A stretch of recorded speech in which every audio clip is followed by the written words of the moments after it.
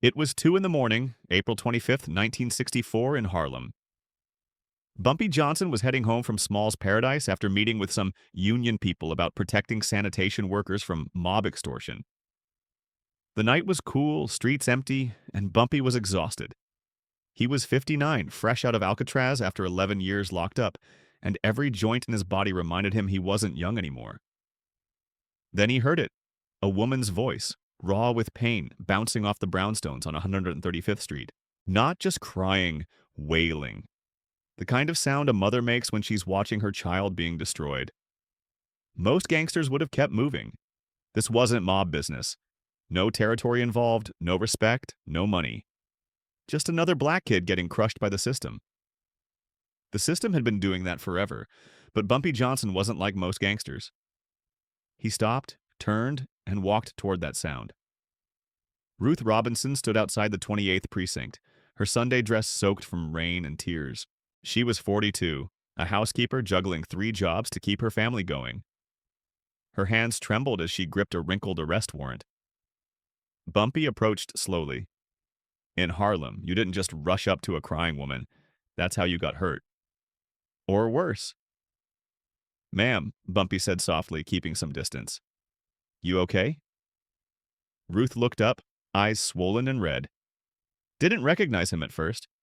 Then she saw the hat, the sharp coat, the way he moved, like he owned whatever ground he stood on.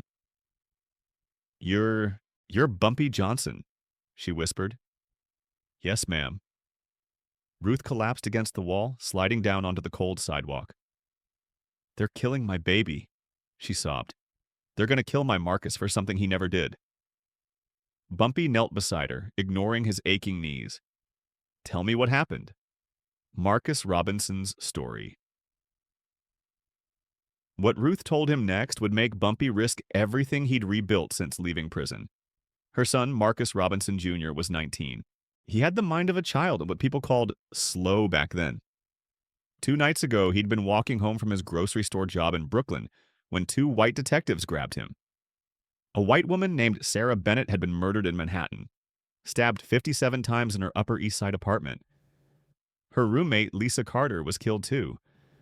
The papers were calling them the career girl murders. The whole city wanted blood. The cops needed someone to pin it on. And Marcus Robinson, a black kid with no alibi and no money for a lawyer, he was perfect. They kept him in interrogation for 22 hours straight. No food, no water, no attorney. Threatened to kill his mother if he didn't confess. Showed him crime scene photos and made him describe what he supposedly did. Marcus, terrified and confused, eventually signed a confession. Couldn't even read what he was signing. Now he was locked up without bail, charged with double murder, and the DA was pushing for the death penalty. But he wasn't even in Manhattan that day, Ruth cried. He was in Brooklyn. His boss saw him. His friends saw him. But nobody will listen because he's black and they're white, and that's all that matters. Bumpy listened without interrupting. When she finished, he stayed quiet for a minute. Then he said something that changed everything.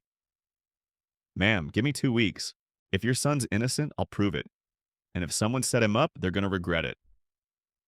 Ruth stared at him. "Why would you help us? You don't even know my boy." Bumpy stood, knees cracking like gunshots. "Because I know what it's like getting locked up for something you didn't do. I spent 11 years in Alcatraz, and half the guys in there were innocent. Only difference between them and your son is nobody with power cared enough to save them." He pulled out a crisp $100 bill and pressed it into Ruth's hand. "Go home. Get some sleep. I'll reach out." "But how?" "I have my ways." And with that, Bumpy Johnson vanished into the Harlem night. What Ruth didn't know, what nobody knew, was that Bumpy just made a promise that would put him at war with the NYPD, the Genovese crime family, and the entire Manhattan DA's office. But that's exactly how Bumpy liked it. Next morning, Bumpy called a meeting in the back room of a soul food spot on Lenox Avenue where he held court. He invited 3 people: Frank Lucas, his young protege, 34, ambitious and eager to prove himself. He'd handle the footwork. Nat Pettigrew, former cop who got kicked off the force for refusing to take bribes. Nat knew how the NYPD worked from the inside. Madame Stephanie St. Clair, the legendary numbers queen. Stephanie was in her 70s now, but she still had connections everywhere. Judges, lawyers, journalists. If you needed information in Harlem, you went to Queenie. Bumpy laid it out. Marcus Robinson didn't kill those women, but someone wants everyone thinking he did. I need to know why. Frank spoke first. Boss, with respect, why do we care? This isn't our business. Bumpy's eyes went cold. Frank, when a black kid gets railroaded for a crime he didn't commit, it is our business. Because today it's Marcus Robinson. Tomorrow it's you, me, or any of us. The system doesn't care if you're guilty, it just needs someone to blame. Frank nodded, properly checked. Stephanie leaned forward. What do you need, Bumpy? 3 things. 1, I need to know who actually killed those women. 2, I need to know which cops are covering it up. 3, I need proof Marcus Robinson was nowhere near Manhattan that day. Nat whistled. That's asking a lot. The NYPD already closed the case. They won't reopen it just because we ask nicely. Then we won't ask nicely, Bumpy said. Frank Lucas started with the crime scene. Couldn't get into the apartment. It was sealed. But he talked to everyone in that building. Doormen, neighbors, mailmen, everyone who'd been there the day Sarah Bennett and Lisa Carter died. He found something interesting. The doorman, a Polish guy named Anton Kowalski, remembered seeing a white man leaving the building around the time of the murders. Guy was covered in blood wearing an expensive suit. Got into a black Cadillac and drove off. Did you tell the police? Frank asked. Anton shook his head. They didn't ask. They only wanted to know if I saw any black men. Frank's blood boiled, but he kept cool. Can you describe him? Anton could.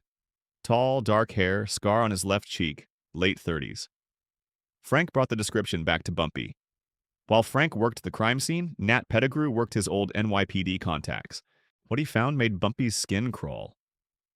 The lead detective on the Bennett Carter case was a guy named Frank Sullivan. Sullivan was dirty, everyone knew it. He was on the Genovese family payroll, taking bribes to look the other way. Here's where it got interesting. Sullivan had a partner, not a cop, but a burglar and junkie named Johnny Scar Mancini. Johnny had a scar on his left cheek. Nat dug deeper. Johnny Mancini had been arrested 3 times in the past year for burglary. Each time, Detective Sullivan got him released. Sullivan's protecting this guy, Nat told Bumpy. And I think Mancini killed those women. Bumpy's jaw tightened. So Sullivan framed Marcus Robinson to protect his mob buddy. That's my guess. Then we need to find Johnny Mancini. Finding the real killer.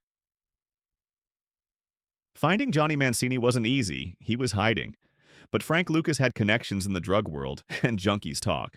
Took 3 days, but Frank tracked Mancini to a shooting gallery in the Lower East Side. Mancini was high out of his mind, barely conscious. Frank dragged him into a back alley. Bumpy was waiting. Johnny Mancini, Bumpy said quietly. Mancini blinked, trying to focus. Who are you? I'm the guy who's going to give you a choice. You can tell me the truth about Sarah Bennett and Lisa Carter, or I can hand you over to people who want you dead. Mancini started crying. I didn't mean to kill them.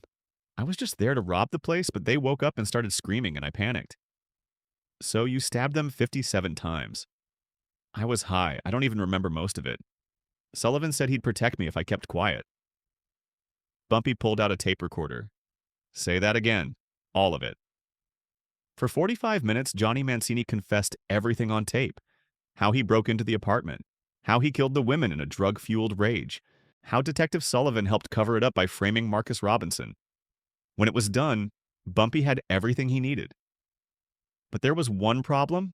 The tape alone wouldn't be enough. Courts could claim it was forced. He needed backup. That's when Stephanie St. Clair came through. She'd been working her legal contacts and found a lawyer willing to take Marcus Robinson's case for free. His name was David Coleman, a young, idealistic civil rights attorney fresh out of Columbia Law School. Coleman listened to the tape. His eyes went wide. This is explosive, he said. But we need more. We need witnesses who can place Marcus somewhere else that day.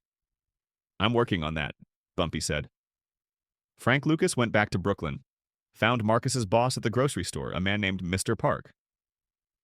Mr. Park confirmed Marcus had been working all day on April 23rd, the day of the murders. Why didn't you tell the police? Frank asked. Mr. Park looked down. They never asked, and I'm Korean. Who would believe me? Frank also found 3 of Marcus's friends who'd been with him that evening. All confirmed his alibi. Bumpy now had everything: the confession, the alibi, proof of police corruption.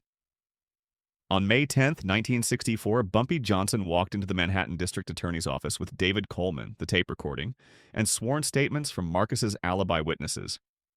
The DA listened to the tape. His face went white. "Where did you get this?" "Doesn't matter," Bumpy said. "What matters is you've got an innocent kid on death row and the real killer walking free because one of your detectives is corrupt." The DA stared at Bumpy for a long moment. Then he picked up the phone. "Get me Detective Sullivan, now." Marcus Robinson was released on May 15th, 1964. Charges dropped. Johnny Scar Mancini was arrested and eventually convicted of the murders. Detective Frank Sullivan was never charged. Had too many friends in high places. But he was quietly forced into retirement. Ruth Robinson threw her arms around Bumpy Johnson outside the courthouse and sobbed into his chest. "You saved my boy's life." Bumpy just nodded. "That's what we do in Harlem, ma'am. We protect our own." Marcus Robinson lived a quiet life after that. Never forgot what Bumpy Johnson did for him. Named his first son Ellsworth, Bumpy's real first name, in honor of the man who gave him a second chance. Harlem never forgot either. What happened with Marcus Robinson became legend in Harlem. Not in the newspapers, they never printed stories about gangsters doing good. But in the streets, in the barbershops, in the churches, people told the story of how Bumpy Johnson saved an innocent life. It proved something the system didn't want people knowing. That sometimes criminals have more honor than cops. That sometimes justice comes from the streets, not the courtroom. Bumpy Johnson never talked about what he did for Marcus Robinson. When reporters asked him years later, he just shrugged. "I did what any man with a conscience would do." But everyone who knew the truth understood. Bumpy Johnson didn't just save one life that spring of 1964. He reminded Harlem that someone was still watching out for them. That even when the system failed, even when the cops and courts and politicians turned their backs, there was still one man who gave a damn. And his name was Bumpy Johnson, the Godfather of Harlem.